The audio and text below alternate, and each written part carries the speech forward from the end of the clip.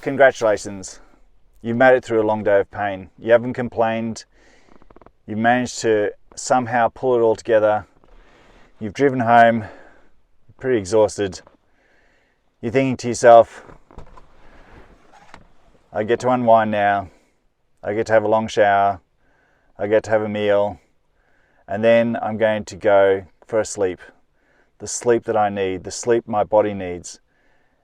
And yet it's that very sleep that's actually now being denied because we don't get that rejuvenation that we need to make the next day workable. And we end up in a brain fog, we start making silly mistakes, everything starts snowballing until at the end of the day or the next day we end up in a catastrophic event that has been escalating for over a period of time. So let's try some things that might help you actually gain the sleep that you require. Let's try 5 things that allow us to get that sleep that we require to make the next day better and to actually step towards the things we want to do rather than survive that day.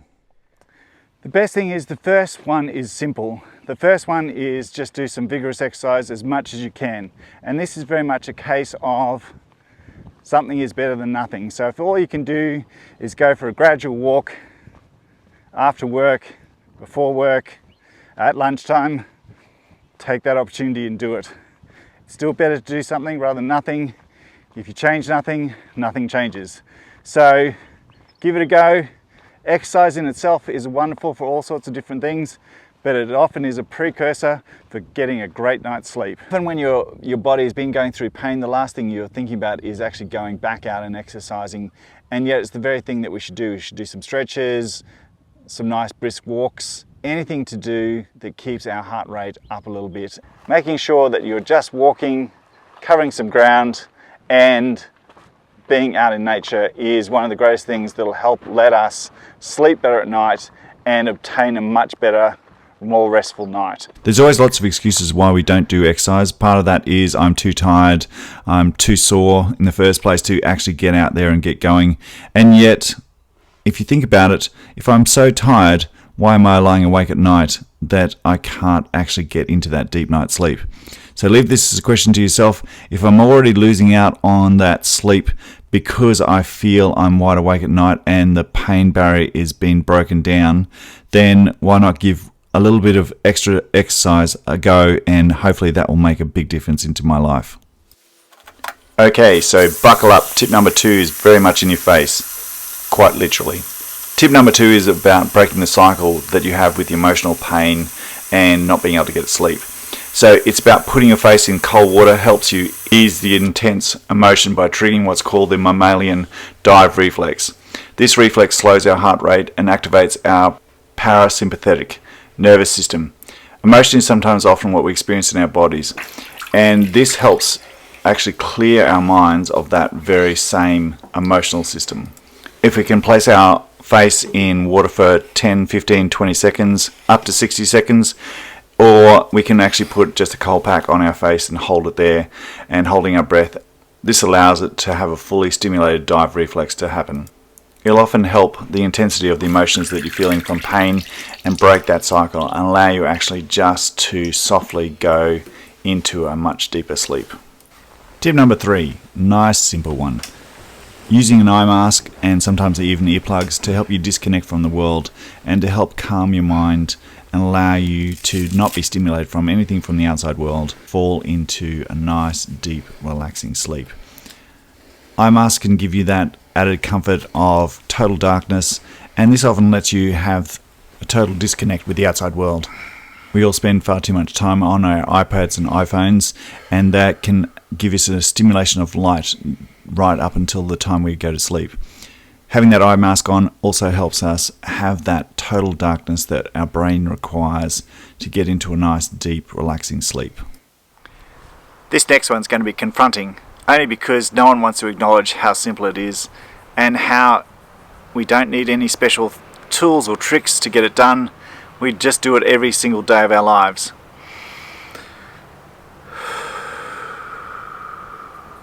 Breathing. Tip number 4 and 5. Man, we are idiots. Why, if anyone mentions a breathing exercise, we recoil from that. It can't be that simple. Life is about breathing. We can't survive without breathing. And yet, a lot of the strategies that we use around relaxation, getting rid of anxiety, helping with stress or trauma, is about controlling our breathing, understanding our breathing, getting nice, lovely, slow, deep breaths in.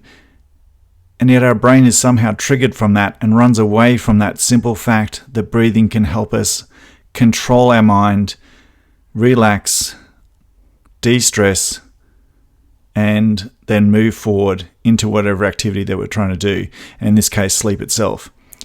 So these next two are about pace breathing and also about paired muscle relaxation.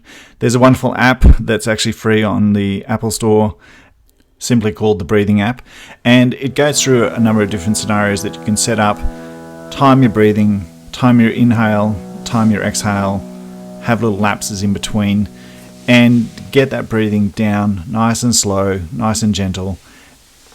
You can also then practice paired muscle relaxation, practicing tensing your muscles as you breathe in for 4 or 5 seconds. Notice that feeling, then relax them as you breathe out, paying attention to how much you feel as you do it. Notice the difference between the feeling of tension and the feeling of relaxation, going through each muscle group of the body, and tense and relax each one. As you relax a muscle group, say to yourself, relax. This last part about saying relax to yourself is particularly important for those that are suffering from pain as they're trying to get to sleep, because it actually allows you to take the tension away from those nerve endings that are firing and being overwhelming. So stick with that one. It does take a little bit of practice to get it done, but you will find it very helpful once you get the hang of it.